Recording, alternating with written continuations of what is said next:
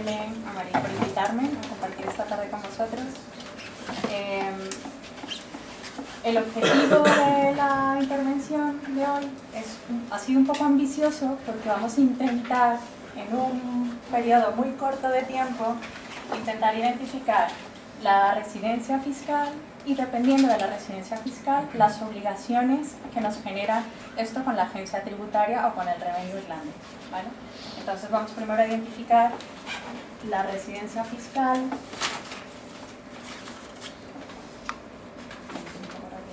Vamos un poco mal de tiempo.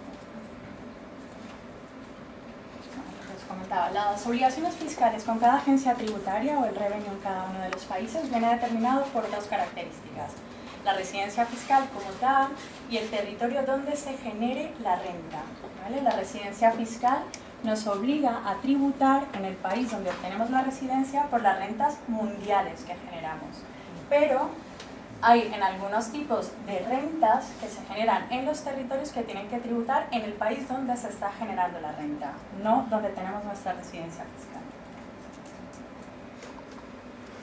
Es importante aclarar lo de la residencia fiscal porque cada país tiene su propia normativa.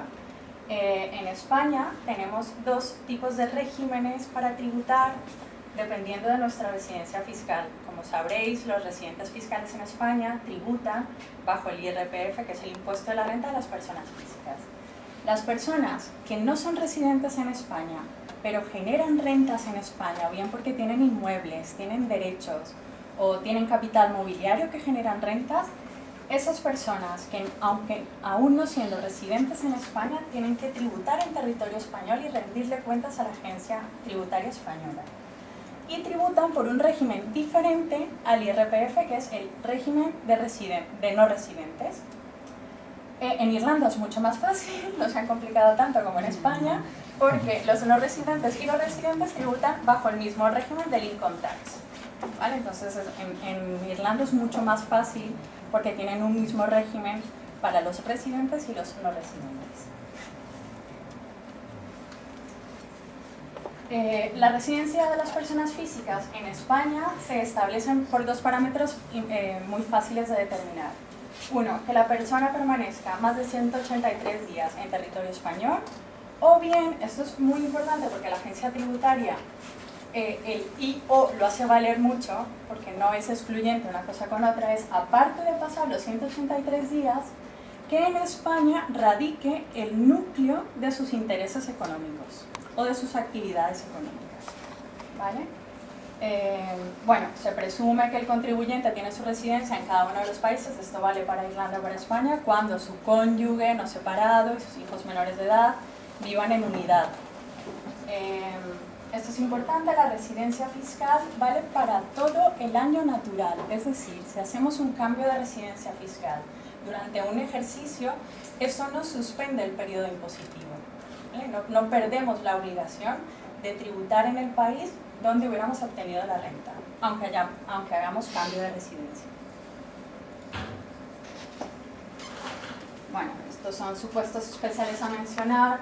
Aunque son personas que viven o tienen su residencia habitual en el extranjero, siguen estando obligados a tributar por el IRPF los miembros de misiones diplomáticas, las oficinas consulares y los funcionarios en activos que vivan en otro país.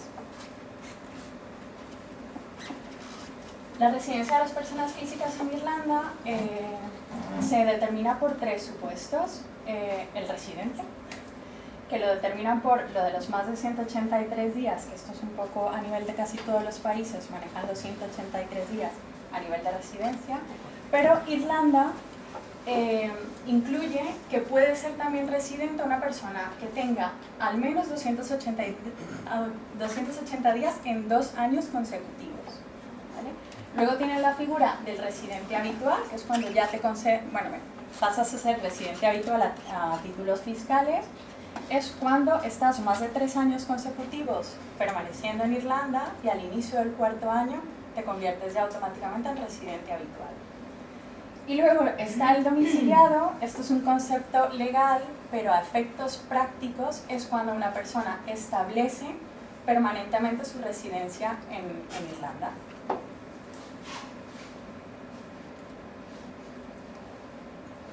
La acreditación de la residencia fiscal es una parte importante ante la Agencia Tributaria Española y el Revenue, y se tiene que acreditar mediante un certificado que expide la autoridad fiscal correspondiente de cada país. El plazo de validez de los certificados tienen 1 año y ahora se están poniendo bastante exigentes con el tema de acreditar las residencias fiscales, porque con esto de los tipos impositivos más bajos en otros países hay mucha gente que está moviendo sus residencias fiscales y no es tan fácil como puede parecer, entonces están siendo muy...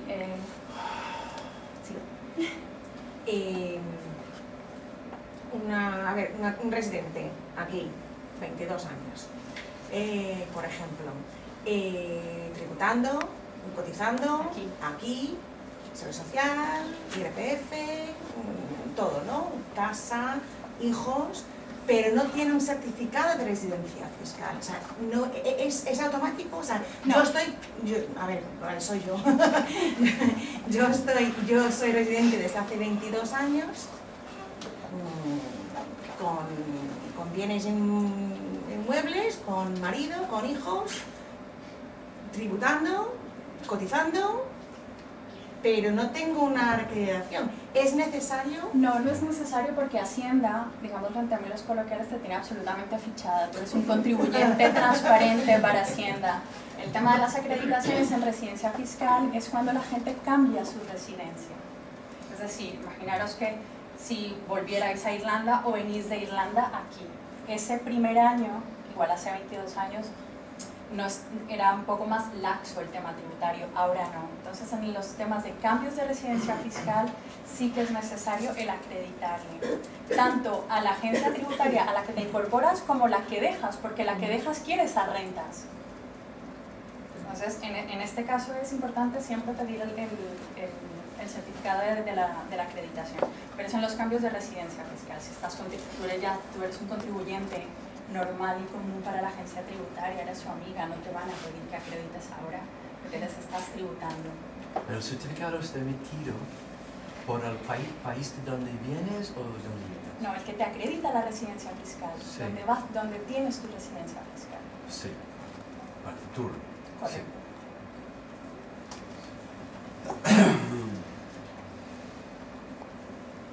Bueno, esto es a título informativo, estamos hablando de personas físicas, pero bueno, las personas jurídicas también tienen residencia fiscal, les influye muchísimo a la hora de tributar, mucho más si son por grupos internacionales o holdings, y se siguen por los criterios pues más o menos que una persona física, bueno, que se hayan constituido conforme a la ley de cada país, que tengan su domicilio social y efectivo y que tengan su sede de dirección efectiva. Vamos a ver la tributación en España.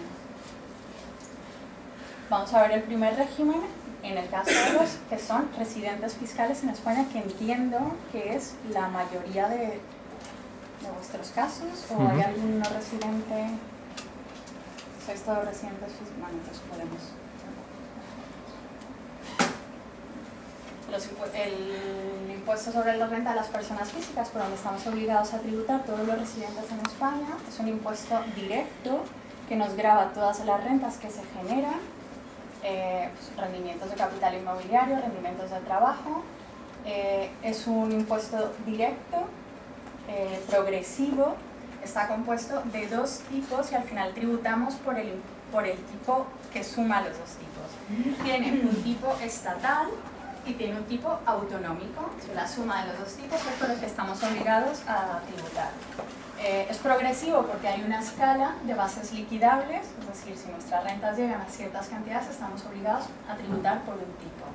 Los tipos estatales son fijos y los tipos autonómicos pueden variar. En este caso hemos cogido pues, la Comunidad Autónoma de Madrid. ¿Vale?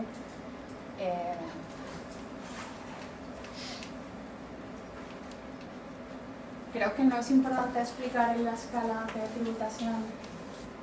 No, hay más tramos, ¿verdad? ¿Son solo esos? No, estos son los vigentes con la reforma fiscal del año pasado. O sea, solo tiene 5 tramos. No, en 120 euros. Por encima de 120 es más. No. Con la reforma fiscal no. Esto es ahora.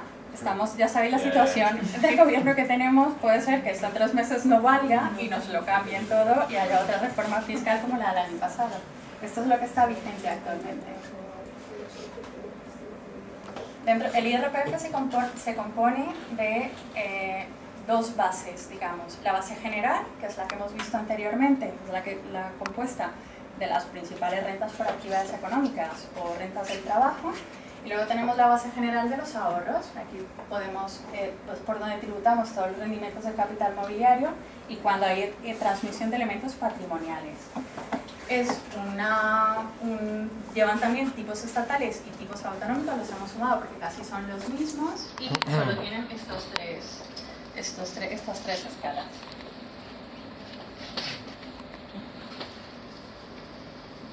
Principales rentas exentas. En España tenemos muy pocas rentas exentas. Los primeros 12.000 euros, que no tributan como hemos visto en el primer cuadro. Tenemos una exención después de la reforma fiscal por despido con un límite de 180.000 euros. Todas las becas públicas y becas concedidas son rentas exentas. Esto es una figura nueva que han creado con la reforma fiscal para incentivar un poco el ahorro, los planes de ahorro a largo plazo. Y bueno, las prestaciones son forma de renta para las personas con discapacidad. Perdón, ¿esos son fondos de pensiones o puede ser otro tipo de...? No. Los planes de ahorro a largo plazo son como depósitos a término fijo en los que no puedes disponer durante 5 años de esos fondos y te generan esa renta está exenta. Es la renta de los intereses sobre el fondo. Correcto. Pero...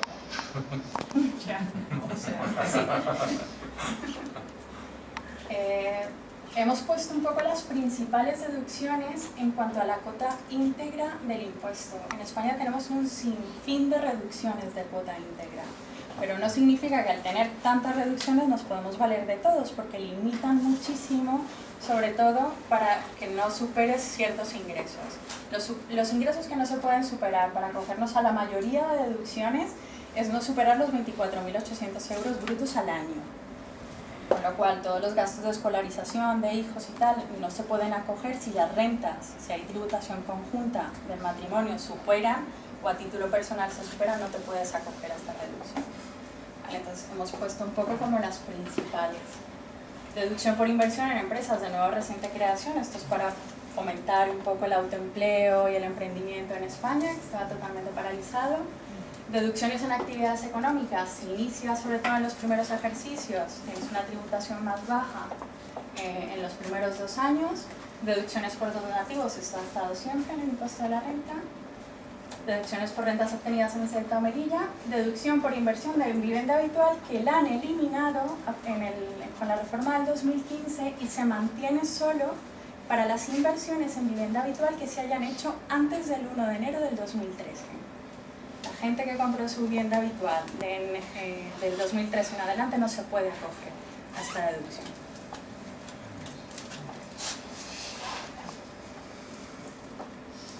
Tenemos reducciones también de la base imponible, reducciones por aportaciones a sistemas de previsión social, que es lo que me preguntabas tú del fondo de pensiones.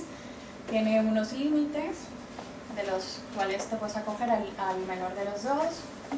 Reducciones por aportaciones a sistemas de previsión social para personas con discapacidad. Reducción única en el rendimiento neto derivado del arrendamiento de inmuebles, pues por la renta que nos genera el alquiler de una vivienda. Antes teníamos 2 reducciones. Un 60% del rendimiento neto, si el inmueble que se alquilaba era con uso de vivienda, y teníamos un 100% de reducción cuando el inquilino era menor de 30 años. Esa reducción la han eliminado y solo nos mantienen la reducción del 60% si el bien que alquilas es con uso destinado exclusivamente a vivienda del inquilino. Y una reducción para contribución de rentas inferiores a 2.000 euros en actividades económicas, y las reducciones de tributación conjunta, que sabéis que aumenta muchísimo el reducir de la base. Perdona, ¿qué es eso? Reducción... Por tributación conjunta, no, siempre la han mantenido. La tributación conjunta es cuando un matrimonio tributa como un solo sujeto pasivo. Entonces suma las rentas de los dos, hace que sus bases, digamos, sean mayores. Esto es lo que voy a explicar ahora. todos tenemos un importe mínimo de contribución, es decir, podemos ganar 60.000 euros al año con todas las deducciones que se permitan. Si ese rendimiento neto no supera por contribuyente los 5.550 euros, no vamos a tributar.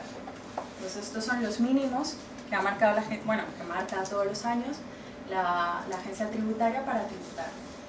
Este mínimo del contribuyente se va adaptando, se va incrementando en función de las circunstancias personales de cada contribuyente. Esto sería una persona soltera, sin hijos o sin ascendientes a su cargo, y luego se va incrementando pues, por descendiente, el primero, el segundo, se va aumentando. Y lo mínimo por discapacidad, sí, por discapacidad de ascendientes y descendientes. Esto lo que hace es que nuestro mínimo de tributación sea mayor, es decir, tenemos menos probabilidades de tributar, por decirlo de una forma. Es una obligación que viene a través de las reformas, de las últimas reformas que hemos tenido en España con el tema de la transparencia fiscal internacional. El modelo 720 es un modelo bastante controvertido en España, no por su contexto y por sus obligaciones de información, que son algo complejas, sino por las sanciones que están derivando de la no presentación del modelo del 720. El modelo 720 es una declaración informativa de los residentes en España de sus bienes y derechos que tienen en el extranjero. No vamos a tributar por esos bienes, pero sí estamos obligados a informar a la agencia tributaria por esos bienes. ¿Por qué? ¿Perdón? Porque ¿qué sentido tiene, por ejemplo, avisar de lo que tienes fuera si no tienes que hacer nada con ello? Esto surgió con la amnistía fiscal para evitar la evasión fiscal. Como sabéis, en España mucha gente llevaba sus ingresos a empresas, a cuentas en el extranjero o destinaba a compra de inmuebles. Pues lo que han intentado con esto es detectar a esos evasores, o que los que ellos consideran que son evasores, para saber si estos bienes en el extranjero están tributando correctamente en cada país y si son rentas y si se adquirieron con rentas ya tributadas en España. Es decir, por poner un ejemplo claro, yo informo en el 2012 que empezó la obligación de informar los bienes en el extranjero, informo que tengo una cuenta en el extranjero con 100.000 dólares. A la agencia tributaria lo que le importa es que esos 100.000 dólares que están fuera sean con rentas que yo ya he tributado en España en periodos impositivos anteriores. ¿Qué es lo que ha hecho la normativa del 220? Que si yo no puedo demostrar que ese dinero que tengo en estas cuentas que informo, Hacienda abre un expediente, quita la prescripción de los plazos y tienes que demostrar que todas esas rentas, independientemente de los años en los que los hayas generado, están declaradas. Y si no, tienes que pagar impuestos por eso. La normativa está vigente, hay que cumplirla. Está recurrida ante la Comisión Europea. Esperemos que la Comisión Europea se pronuncie en breve sobre esto porque las sanciones son absolutamente escandalosas. Estamos obligados a notificar por 3 grupos de datos. Perdón por terminar un poco y enseguida. Estamos obligados a informar por 3 grupos de datos: cuentas bancarias en entidades financieras, valores o derechos situados en el extranjero, bienes inmuebles. De cada uno de los datos, de cada uno de los grupos, está la obligación de informar una serie de datos, como por ejemplo la dirección del banco, el número de cuenta bancaria y el SWIFT, el IBAN de cada cuenta. Por cada dato no informado, Hacienda te sanciona con 5.000 euros. Cada dato te refiere, el SWIFT es un dato. La dirección es otro dato, el número de cuenta bancaria es otro dato. La madre que le... Entonces, como tengas 2 cuentas, esto es muy importante. Es importante que lo tengáis en cuenta porque lamentablemente la normativa vigente está con estas sanciones. Si la Comisión Europea no se pronuncia, esto va adelante y estas sanciones se van a ejecutar. La cuenta bancaria de la universidad que tenías en la universidad de Dublín y lo tienes ahí con X peniques, Ahí está, 5.000, 5.000, 5.000, 5.000, ¿no? Lo de los peniques es, vamos a Son ahora euros ahora, ¿eh? Bueno, vale, de acuerdo que son euros. Eran peniques en su tiempo. No, sí que hay un límite, y es que por grupo de datos nuestros bienes o derechos no superen los 50.000 euros. Que no supera los 50.000 euros. Por grupo de datos, es decir, que las cuentas Esos bancarias son los no límites de superen- las sanciones, pero No, estos son los límites para informar, es decir, que mis cuentas bancarias no tengan más de 50.000 euros. Si no, no estoy obligada a informar. Si no, no estás obligada a informar. Bien, ¿no? Si superan los 50.000, €1, estáis obligados a informar. ¿Vale? Esto surgió en el año 2012, o sea, se debió informar el ejercicio 2012. Si no hay variaciones en los años, no estás obligado a informar, salvo que el grupo de datos varíe en 20.000 euros.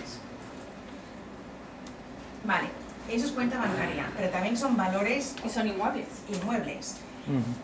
Supongamos, tienes acciones, ahí está, no las has vendido, pero en tiene un cuanto, valor.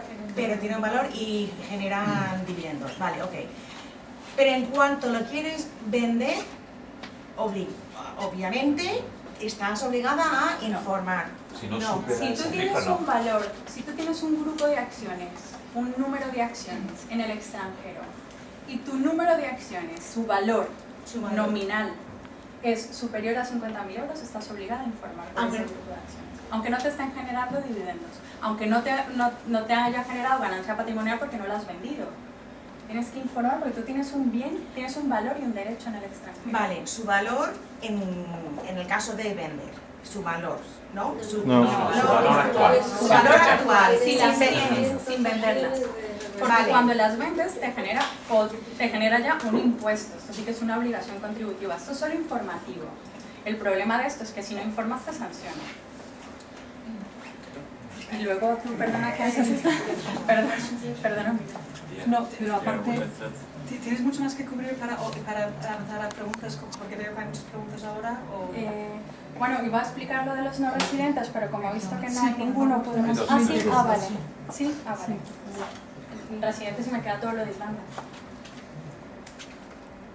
Yo creo que lo más importante es las obligaciones en España, ¿no? No, yo estaba interesada también en Irlanda. Y hacer la declaración de la renta en Irlanda, Sí. dice. Bueno, pues empezamos. Vale, pues avanzamos. Preguntas al Vale. final, entonces. Perfecto. Sí, al final. Sí, sí. Al final. Vale. Bueno, esto es muy importante. Es importante que el que no la haya presentado, que no haya hecho su declaración informativa, por favor que la haga. Siempre es mucho mejor actuar de forma voluntaria con la agencia tributaria y no que la agencia tributaria te requiera, porque en cuanto te requiere ya no puedes evitar las sanciones.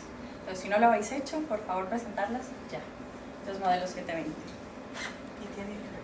Hay un caso, ¿no?, de un pensionista en el sur de España que han puesto El primer una multa, caso, ¿no? sí, correcto.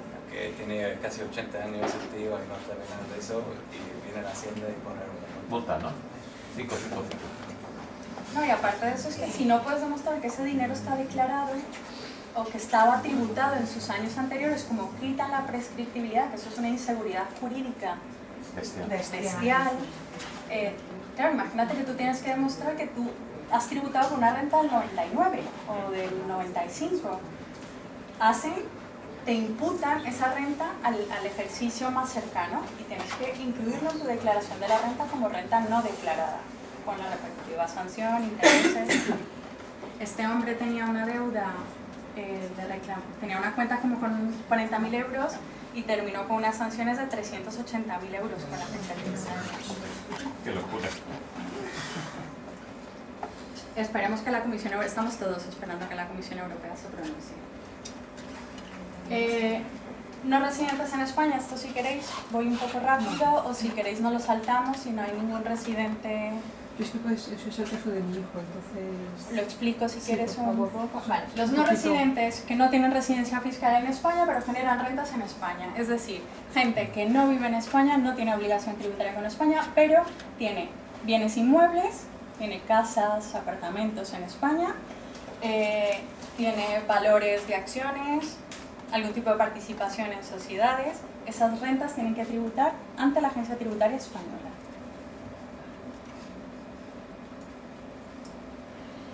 de normativa del impuesto de los nuevos residentes. Se tributan a través del impuesto de no residentes rendimiento de actividades económicas, pero por el convenio de doble imposición que tiene Irlanda con España, estos rendimientos de actividades económicas están exentos. Es decir, ¿esto qué quiere decir? Que un residente fiscal irlandés puede venir a España, ejercer una actividad económica en territorio español, esa renta en territorio español está exenta, pero luego él tiene que rendir cuentas con el revenue de esas rentas que ha percibido en España. Y el caso... esto lo cubre el convenio de doble imposición. Luego, rendimientos del trabajo, pensiones y retribuciones de los administradores y miembros de consejos de administración tienen que tributar en España siempre y cuando sean satisfechas por empresas residentes en España. Si es una empresa extranjera, no hay necesidad de tributar en España. Rendimientos de capital inmobiliario, personas que viven fuera, un residente fiscal irlandés que tiene una casa en España y la tiene en alquiler. Si la tiene en alquiler, ese rendimiento neto que le está generando ese alquiler tiene que pagarle los impuestos a la agencia tributaria española. Luego en Irlanda simplemente informa, pero por convenio de doble imposición, evidentemente no tributan los dos países.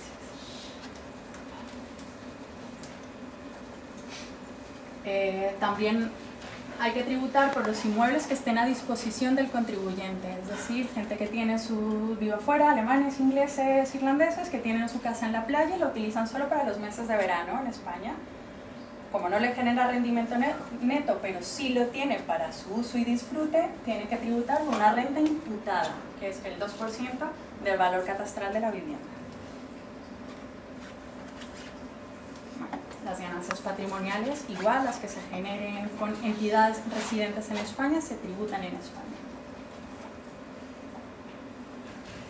Hay una serie de ganancias patrimoniales que están exentas, vías convenios de doble imposición. El tipo general, aquí no tenemos un impuesto progresivo, es un tipo fijo del 19% después de la reforma fiscal para los residentes de la Unión Europea y el 24% para el resto de contribuyentes. Presentan un modelo 210, un único, declarando todas las rentas, y el plazo de presentación, en esto la agencia tributaria es muy particular, porque si la renta sale negativa, la puedes presentar al año siguiente que se ha generado la renta, pero si el rendimiento neto te da un resultado a ingresar o tienes un impuesto positivo, tienes que presentarlo trimestralmente. Principales rentas exentables del INR, pues pensiones, las becas públicas, los rendimientos de las cuentas de no residentes, que no están obligados aquí, tributan con la renta mundial del contribuyente, reinversión en vivienda habitual. Esto es muy importante porque cuando la gente, por normativa europea, cuando hay cambios de residencia entre países de la Unión Europea, se vende la vivienda habitual en un país para comprar con ese dinero una vivienda habitual al país al que te mudas. Si ha habido ganancia patrimonial, está absolutamente exenta de tributar en cualquier país de la Unión Europea. Deducciones del INRR son las mismas del impuesto de la renta para personas físicas, las retenciones que se hubieran practicado y para las obtenidas con establecimiento permanente, lo que diga el impuesto de la ley del impuesto de sociedades. Tributaciones en Irlanda, esto, si queréis lo cuento de paso porque como entiendo que todos tributáis aquí, es el income tax. Es el impuesto análogo del IRPF en España. Tienen solo dos tramos, el tipo del 20% y el tipo máximo del 40%, si la renta supera estas cantidades según las circunstancias personales. Tienen varios créditos fiscales, muchos, sí, depende de las circunstancias personales. Bueno, alivios y exenciones son las reducciones de la base imponible. Igualito que arriba.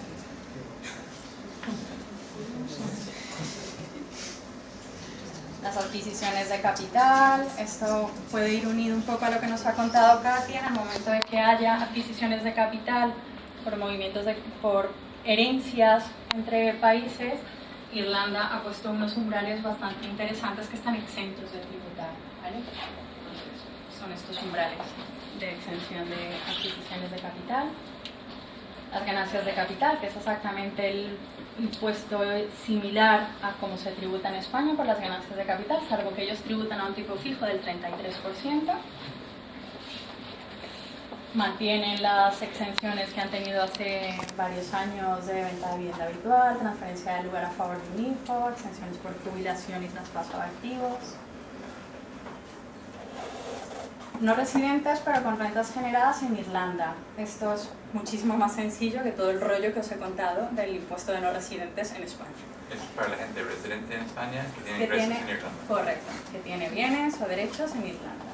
Se tributa en Irlanda porque la renta se genera en Irlanda a través del income tax, y lo que hacemos en la declaración de la renta española es simplemente identificarlo a título informativo para que no tributen los dos países. Perdón, ¿puedes repetir esto? Que solo tienes que informar, no tienes que pagar impuestos. Imagina que tienes ingresos de intereses o de alquiler en Irlanda. Sí. Entonces, Los entiendo que tienes que hacer intereses no, porque los intereses están exentos en los residentes de la Unión Europea. Alquileres en Irlanda tributan por rental income tax en Irlanda, al tipo de Irlanda, y lo que tienes que hacer en tu renta, en tu declaración de la renta española, es incluirlo a título informativo, notificando el impuesto que has pagado en Irlanda, y esa renta aquí está exenta aquí, porque has tributado ahí. Ah, no tienes No que... puedes evitarlo. No, pero yo he entendido es que tienes que declararlo ahí, pagar el impuesto ahí y luego meter los mismos ingresos en la declaración de la renta de aquí, y luego tienes una deducción fiscal porque has pagado en Irlanda. Sí, es esto que te he dicho. Ah, Incluyes a título informativo el ingreso o el rendimiento neto, el impuesto que has pagado en Irlanda. Sí, pero en el caso que en el cálculo de impuestos aquí te sale más, tienes que pagar la diferencia entre que has pagado en Irlanda y aquí. Así es.